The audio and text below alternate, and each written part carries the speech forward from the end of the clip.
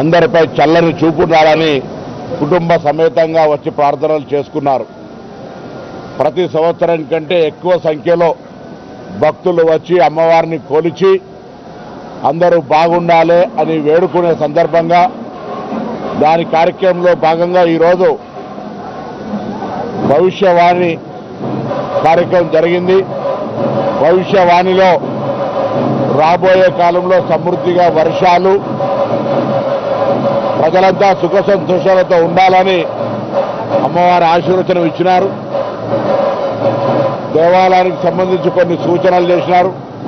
తప్పకుండా ప్రభుత్వం పక్షాన అవన్నీ కూడా త్వరితగతిన చేసే విధంగా చేయడంతో పాటుగా తెలంగాణ ప్రభుత్వం తరఫున రోజు రోజుకు అమ్మవారికి సంబంధించినటువంటి అన్ని రకాల శాస్త్రీయంగా దేవాదాయ శాఖ పక్షాన జరగాల్సిన పూజలన్నీ కూడా నిత్యము ఎటువంటి లోపం లేకుండా జరుగుతూ ఉన్నాయి. భవిష్యత్తులో కూడా ఇంకా మరింతగా, ఎందుకంటే లోక కళ్యాణం కోసం, అమ్మవారి ఆశీర్వచనం కోసం తెలంగాణ ప్రభుత్వం విశ్వాసంగా తప్పకుండా అమ్మవారిని కొలిచే విషయంలో ఎక్కడ కూడా 1% కూడా లోపం రానివ్వము. ఈ ప్రభుత్వం ఆ సంకల్పంతో ఉంది.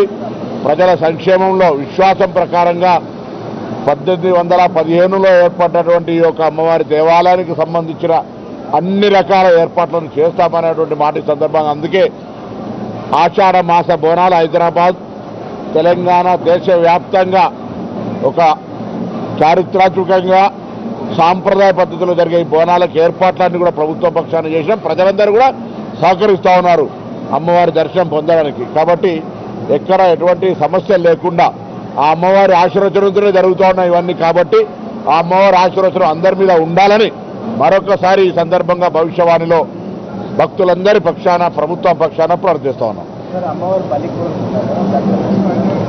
అమ్మవారు ఇన్ని సేవలు వచ్చినా గతంలో ఎప్పుడో 60-70 సంవత్సరాల కింద బంద్ అయినటువంటి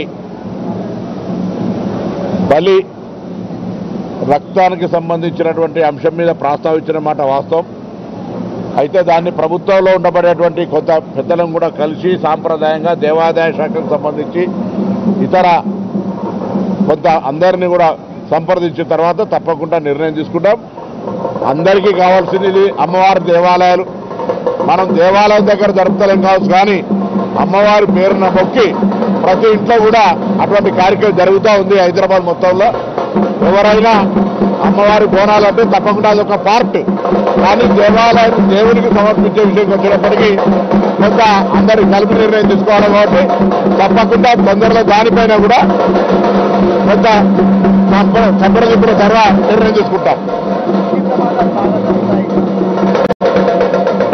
అగ్ని ప్రమాదాలు జరుగుతూ ఉన్నాయి. వాటిని నివారించడానికి అమ్మవారిని ఆశీర్వచనం అడిగినాం. మన తెలంగాణకి కాదు, దేశం మొత్తం మీద అగ్ని ప్రమాదాలు, విమాన ప్రమాదాలు, అకాల మరణాలు జరుగుతూ ఉన్నాయి. కాబట్టి అటువంటి జరగకుండా ఉండే విధంగా బలాన్ని ఆశీర్వచనం